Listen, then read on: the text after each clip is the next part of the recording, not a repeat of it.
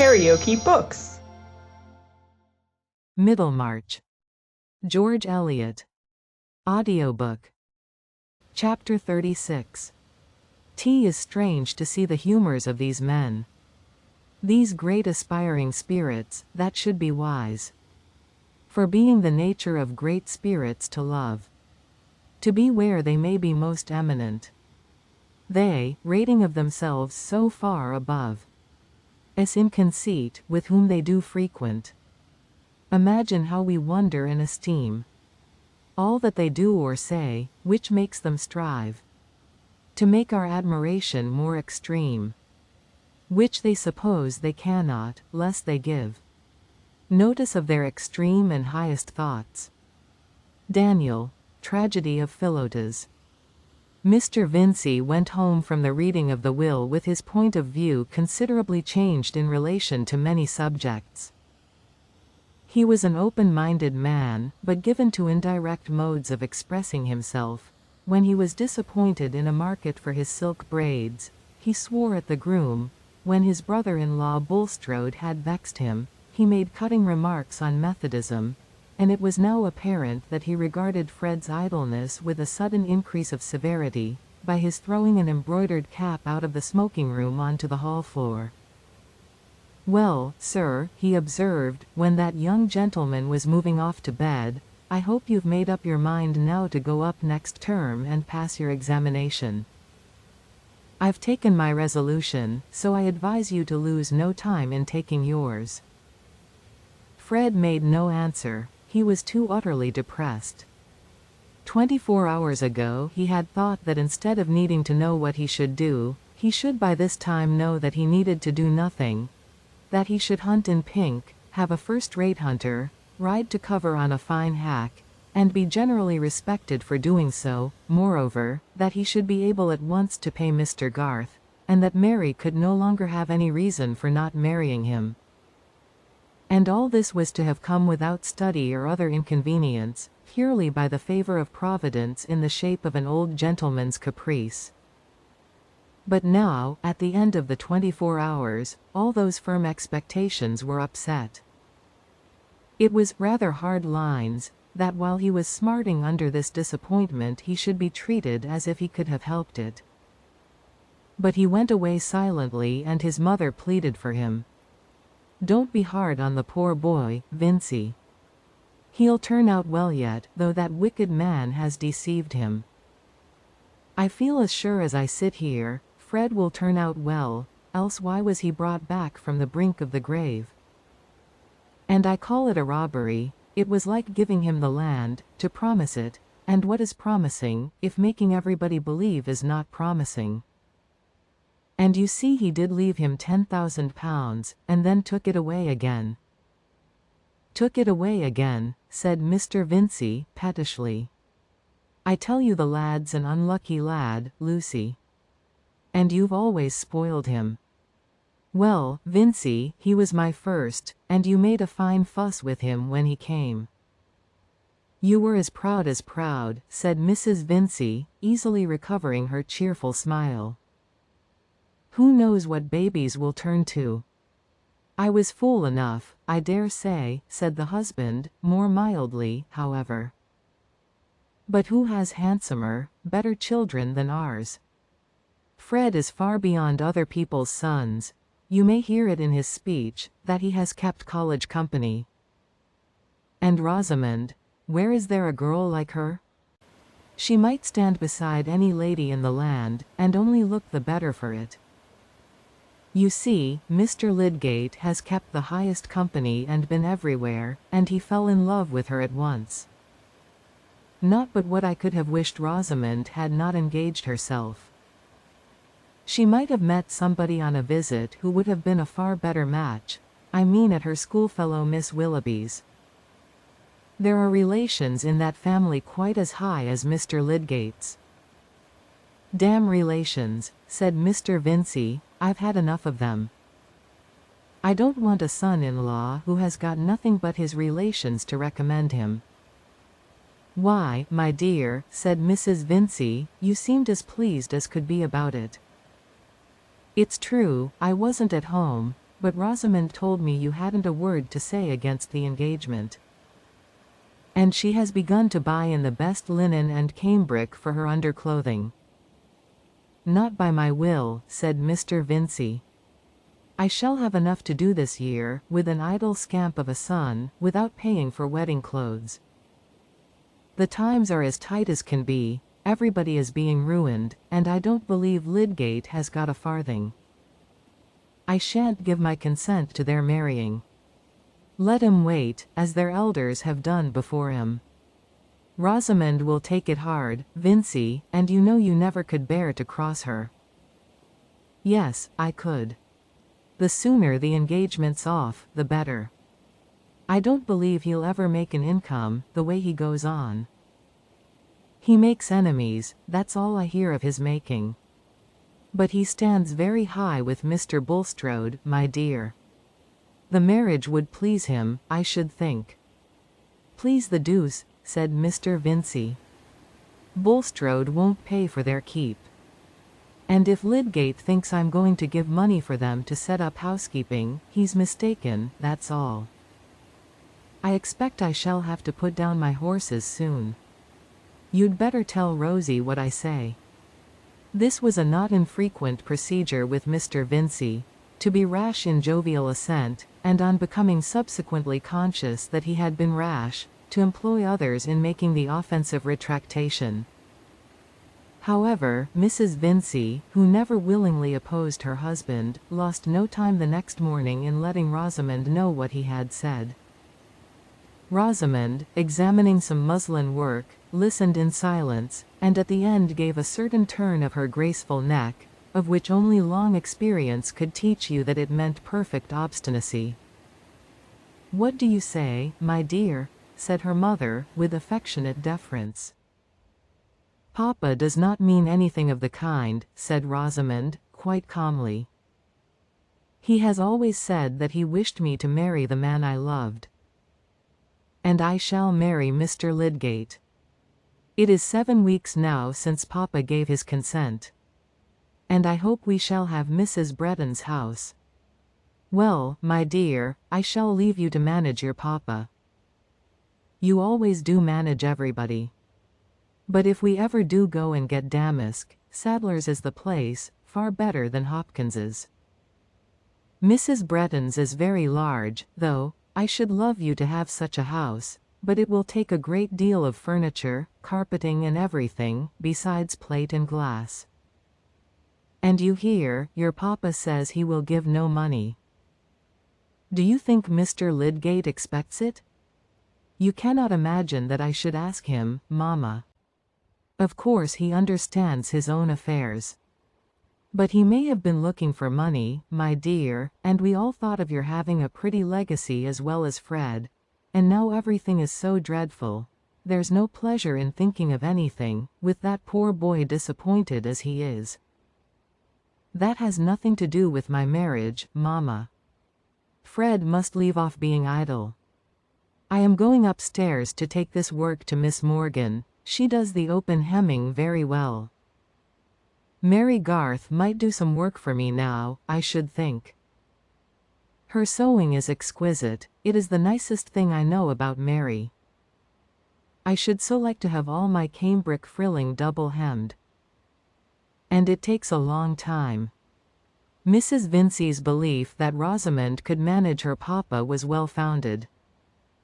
Apart from his dinners and his coursing, Mr. Vincey, blustering as he was, had as little of his own way as if he had been a prime minister.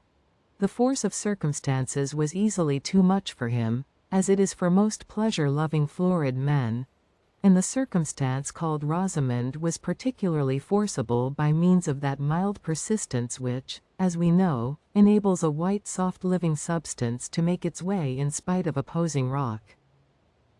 Papa was not a rock. He had no other fixity than that fixity of alternating impulses sometimes called habit, and this was altogether unfavorable to his taking the only decisive line of conduct in relation to his daughter's engagement, namely, to inquire thoroughly into Lydgate's circumstances, declare his own inability to furnish money, and forbid alike either a speedy marriage or an engagement which must be too lengthy.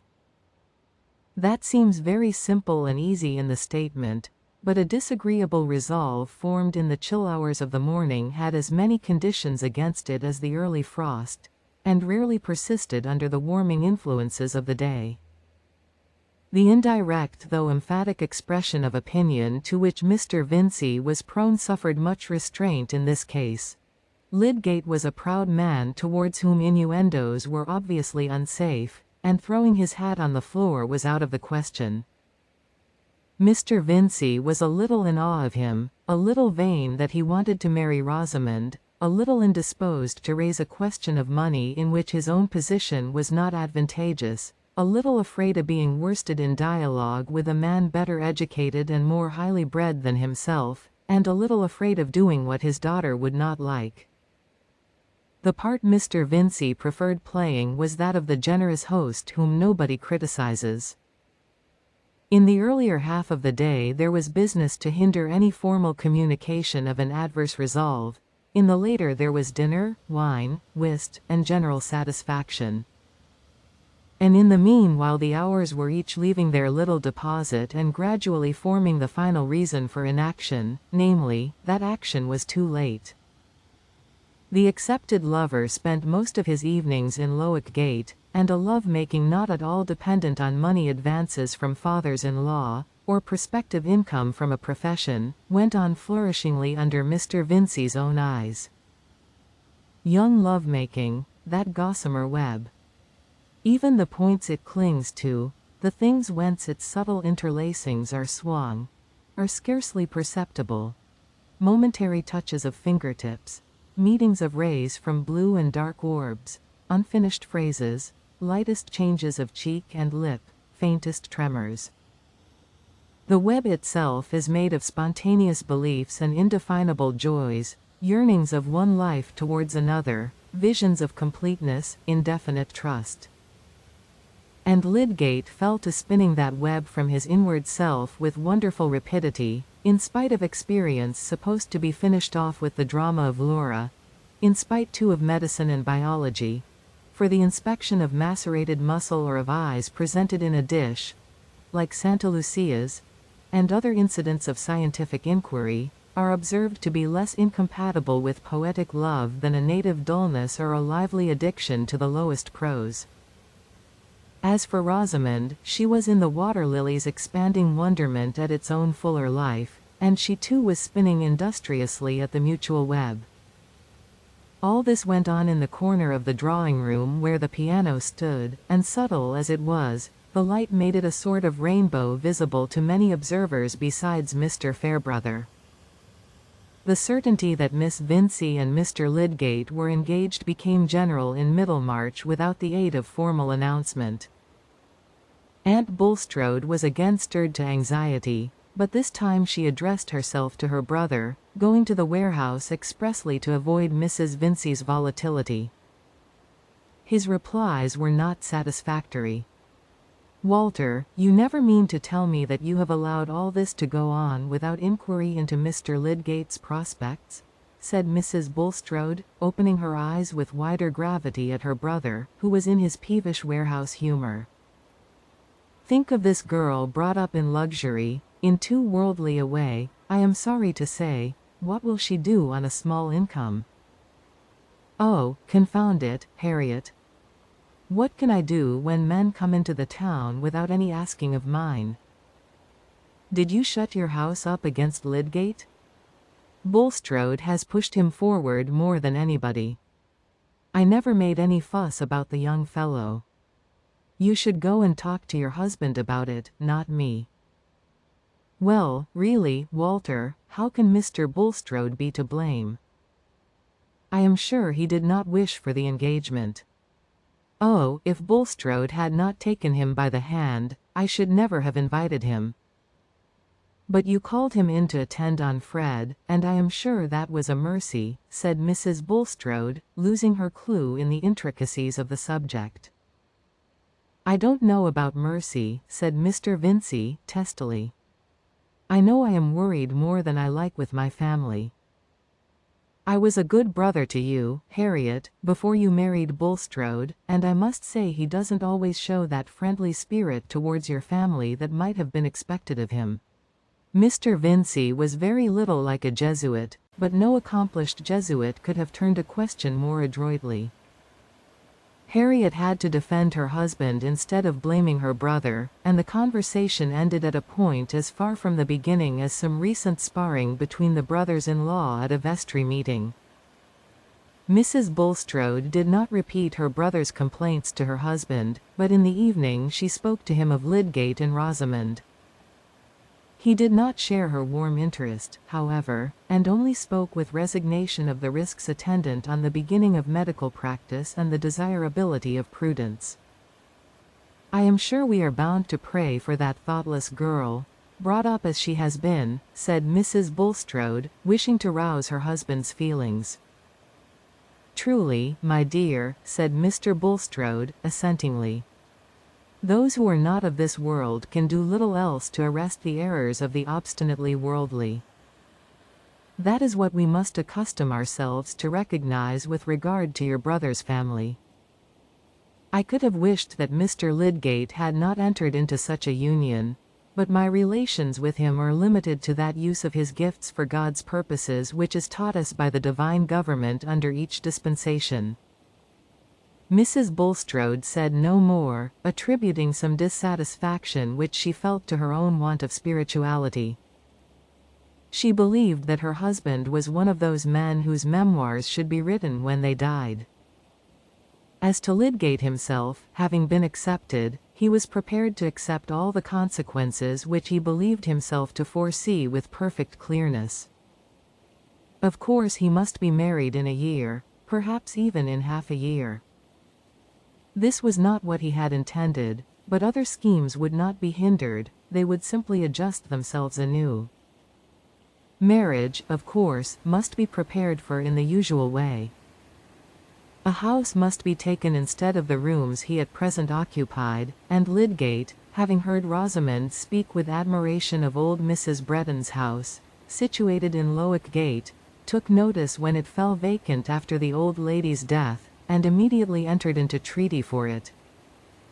He did this in an episodic way, very much as he gave orders to his tailor for every requisite of perfect dress, without any notion of being extravagant. On the contrary, he would have despised any ostentation of expense. His profession had familiarized him with all grades of poverty, and he cared much for those who suffered hardships. He would have behaved perfectly at a table where the sauce was served in a jug with the handle off, and he would have remembered nothing about a grand dinner except that a man was there who talked well. But it had never occurred to him that he should live in any other than what he would have called an ordinary way, with green glasses for hock, and excellent waiting at table. In warming himself at French social theories he had brought away no smell of scorching. We may handle even extreme opinions with impunity while our furniture, our dinner-giving, and preference for armorial bearings in our own case, link us indissolubly with the established order. And Lydgate's tendency was not towards extreme opinions. He would have liked no barefooted doctrines, being particular about his boots. He was no radical in relation to anything but medical reform and the prosecution of discovery. In the rest of practical life he walked by hereditary habit, half from that personal pride and unreflecting egoism which I have already called commonness, and half from that naivete which belonged to preoccupation with favorite ideas. Any inward debate Lydgate had as to the consequences of this engagement which had stolen upon him, turned on the paucity of time rather than of money. Certainly, being in love and being expected continually by someone who always turned out to be prettier than memory could represent her to be, did interfere with the diligent use of spare hours which might serve some plodding fellow of a German to make the great, imminent discovery.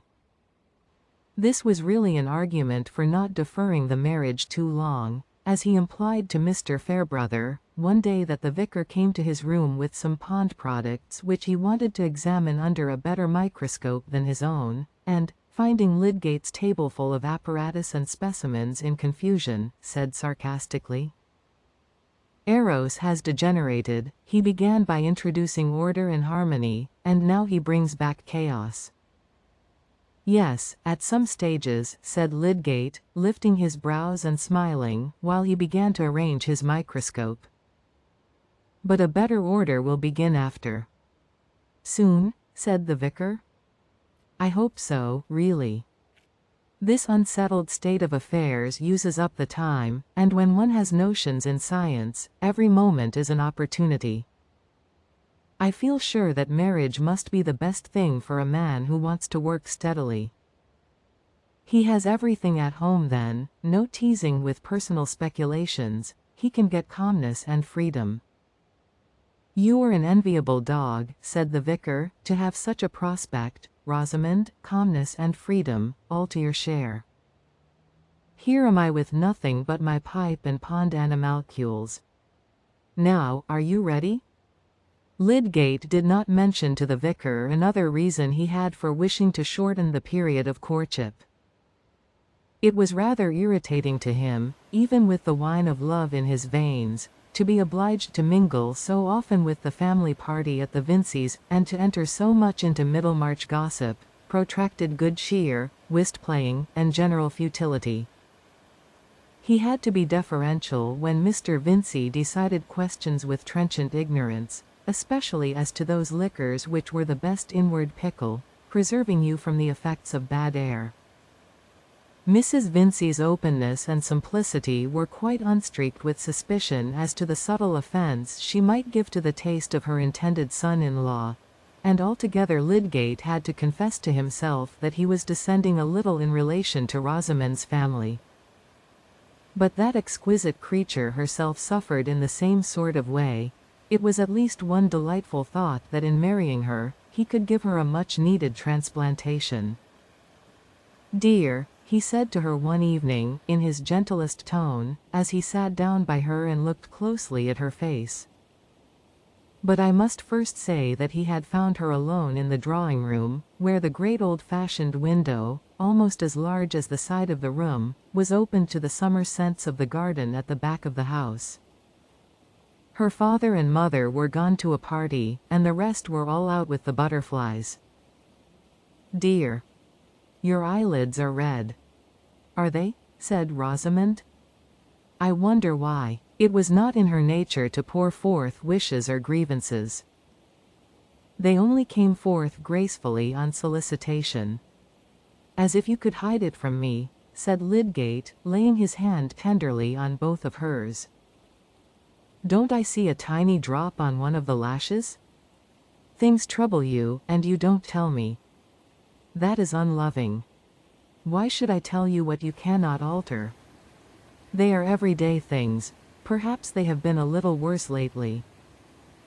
Family annoyances. Don't fear speaking. I guess them. Papa has been more irritable lately. Fred makes him angry, and this morning there was a fresh quarrel because Fred threatens to throw his whole education away, and do something quite beneath him. And besides... Rosamond hesitated, and her cheeks were gathering a slight flush. Lydgate had never seen her in trouble since the morning of their engagement, and he had never felt so passionately towards her as at this moment. He kissed the hesitating lips gently, as if to encourage them.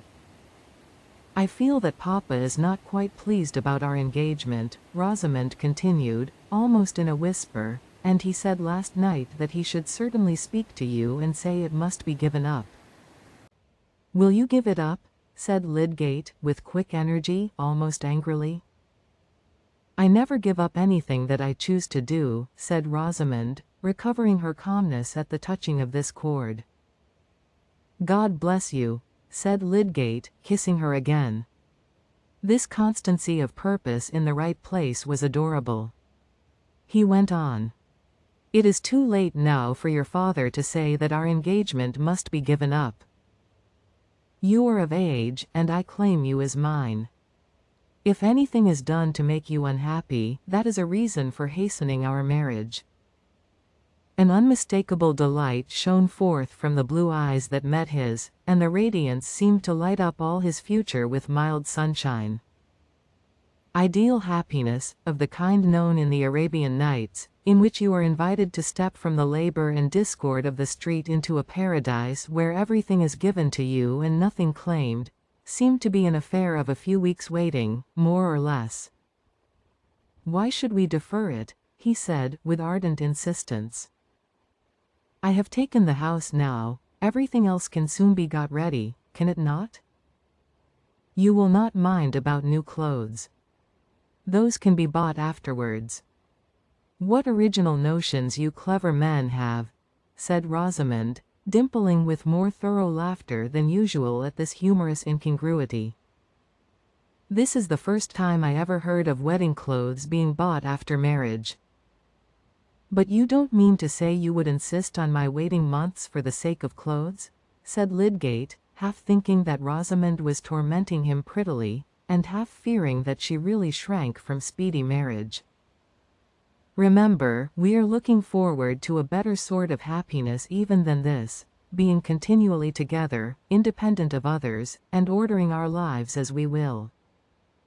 Come, dear, tell me how soon you can be altogether mine."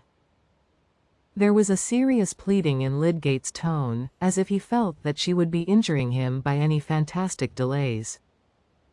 Rosamond became serious too, and slightly meditative. In fact, she was going through many intricacies of lace edging and hosiery and petticoat tucking, in order to give an answer that would at least be approximative.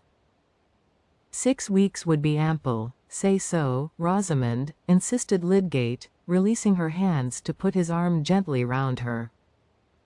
One little hand immediately went to pat her hair, while she gave her neck a meditative turn, and then said seriously, "There would be the house linen and the furniture to be prepared. Still, Mamma could see to those while we were away." "Yes, to be sure. We must be away a week or so." "Oh, more than that," said Rosamond, earnestly. She was thinking of her evening dresses for the visit to Sir Godwin Lydgate's, which she had long been secretly hoping for as a delightful employment of at least 1/4 of the honeymoon, even if she deferred her introduction to the uncle who was a doctor of divinity, also a pleasing though sober kind of rank, when sustained by blood. She looked at her lover with some wondering remonstrance as she spoke, and he readily understood that she might wish to lengthen the sweet time of double solitude. "Whatever you wish, my darling, when the day is fixed. But let us take a decided course, and put an end to any discomfort you may be suffering. 6 weeks, I am sure they would be ample." "I could certainly hasten the work," said Rosamond. "Will you, then, mention it to Papa? I think it would be better to write to him." She blushed and looked at him as the garden flowers look at us when we walk forth happily among them in the transcendent evening light. Is there not a soul beyond utterance, half nymph, half child, in those delicate petals which glow and breathe about the centers of deep color? He touched her ear and a little bit of neck under it with his lips, and they sat quite still for many minutes which flowed by them like a small gurgling brook with the kisses of the sun upon it. Rosamond thought that no one could be more in love than she was, and Lydgate thought that after all his wild mistakes and absurd credulity, he had found perfect womanhood, felt as if already breathed upon by exquisite wedded affection such as would be bestowed by an accomplished creature who venerated his high musings and momentous labors and would never interfere with them, who would create order in the home and accounts with still magic, yet keep her fingers ready to touch the lute and transform life into romance at any moment, who was instructed to the true womanly limit and not a hair's breadth beyond, docile, therefore, and ready to carry out behests which came from that limit. It was plainer now than ever that his notion of remaining much longer a bachelor had been a mistake. Marriage would not be an obstruction but a furtherance. And happening the next day to accompany a patient to Brassing, he saw a dinner service there which struck him as so exactly the right thing that he bought it at once. It saved time to do these things just when you thought of them, and Lydgate hated ugly crockery. The dinner service in question was expensive, but that might be in the nature of dinner services. Furnishing was necessarily expensive, but then it had to be done only once. "It must be lovely," said Mrs. Vincey, when Lydgate mentioned his purchase with some descriptive touches. "Just what Rosie ought to have. I trust in heaven it won't be broken." "One must hire servants who will not break things," said Lydgate. Certainly, this was reasoning with an imperfect vision of sequences. But at that period there was no sort of reasoning which was not more or less sanctioned by men of science. Of course it was unnecessary to defer the mention of anything to Mamma, who did not readily take views that were not cheerful, and being a happy wife herself, had hardly any feeling but pride in her daughter's marriage. But Rosamond had good reasons for suggesting to Lydgate that Papa should be appealed to in writing. She prepared for the arrival of the letter by walking with her papa to the warehouse the next morning, and telling him on the way that Mr. Lydgate wished to be married soon. "Nonsense, my dear," said Mr. Vincey. "What has he got to marry on? You'd much better give up the engagement. I've told you so pretty plainly before this. What have you had such an education for, if you are to go and marry a poor man? It's a cruel thing for a father to see. Mr. Lydgate is not poor, Papa. He bought Mr. Peacock's practice, which, they say, is worth 800 or 900 a year. Stuff and nonsense. What's buying a practice? He might as well buy next year's swallows. It'll all slip through his fingers. On the contrary, Papa, he will increase the practice. See how he has been called in by the Chethams and Casaubons. I hope he knows I shan't give anything, with this disappointment about Fred, and Parliament going to be dissolved, and machine breaking everywhere, and an election coming on. Dear Papa. What can that have to do with my marriage? A pretty deal to do with it. We may all be ruined for what I know, the country's in that state. Some say it's the end of the world, and be hanged if I don't think it looks like it. Anyhow, it's not a time for me to be drawing money out of my business, and I should wish Lydgate to know that. I am sure he expects nothing, Papa. And he has such very high connections, he is sure to rise in one way or another. He is engaged in making scientific discoveries." Mr. Vincey was silent. "I cannot give up my only prospect of happiness, Papa. Mr. Lydgate is a gentleman. I could never love anyone who was not a perfect gentleman. You would not like me to go into a consumption, as Arabella Hawley did. And you know that I never change my mind." Again Papa was silent. "Promise me, Papa, that you will consent to what we wish. We shall never give each other up, and you know that you have always objected to long courtships and late marriages." There was a little more urgency of this kind, till Mr. Vincey said, "Well, well, child, he must write to me first before I can answer him," and Rosamond was certain that she had gained her point. Mr. Vincey's answer consisted chiefly in a demand that Lydgate should insure his life, a demand immediately conceded. This was a delightfully reassuring idea, supposing that Lydgate died, but in the meantime not a self-supporting idea. However, it seemed to make everything comfortable about Rosamond's marriage, and the necessary purchases went on with much spirit. Not without prudential considerations, however. A bride, who is going to visit at a baronet's, must have a few first-rate pocket handkerchiefs. But beyond the absolutely necessary half-dozen, Rosamond contented herself without the very highest style of embroidery and Valenciennes. Lydgate also, finding that his sum of £800 had been considerably reduced since he had come to Middlemarch, restrained his inclination for some plate of an old pattern which was shown to him when he went into Kibble's establishment at Brassing to buy forks and spoons. He was too proud to act as if he presupposed that Mr. Vincey would advance money to provide furniture, and though, since it would not be necessary to pay for everything at once, some bills would be left standing over, he did not waste time in conjecturing how much his father-in-law would give in the form of dowry, to make payment easy. He was not going to do anything extravagant, but the requisite things must be bought, and it would be bad economy to buy them of a poor quality. All these matters were by the by. Lydgate foresaw that science and his profession were the objects he should alone pursue enthusiastically, but he could not imagine himself pursuing them in such a home as Wrench had. The doors all open, the oilcloth worn, the children in soiled pinafores, and lunch lingering in the form of bones, black-handled knives, and willow pattern. But Wrench had a wretched lymphatic wife who made a mummy of herself indoors in a large shawl, and he must have altogether begun with an ill-chosen domestic apparatus. Rosamond, however, was on her side much occupied with conjectures, though her quick imitative perception warned her against betraying them too crudely.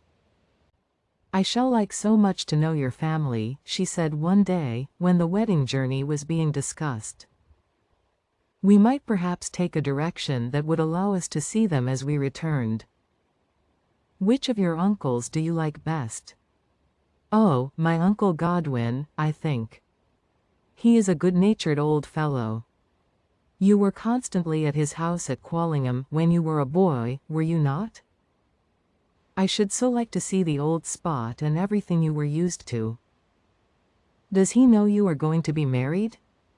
"No," said Lydgate, carelessly, turning in his chair and rubbing his hair up. "Do send him word of it, you naughty undutiful nephew. He will perhaps ask you to take me to Quallingham, and then you could show me about the grounds, and I could imagine you there when you were a boy. Remember, you see me in my home, just as it has been since I was a child. It is not fair that I should be so ignorant of yours. But perhaps you would be a little ashamed of me. I forgot that." Lydgate smiled at her tenderly, and really accepted the suggestion that the proud pleasure of showing so charming a bride was worth some trouble. And now he came to think of it, he would like to see the old spots with Rosamond. "I will write to him, then. But my cousins are bores."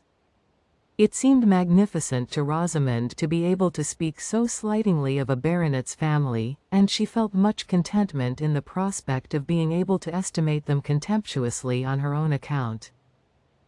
But Mamma was near spoiling all, a day or two later, by saying, "I hope your Uncle Sir Godwin will not look down on Rosie, Mr. Lydgate.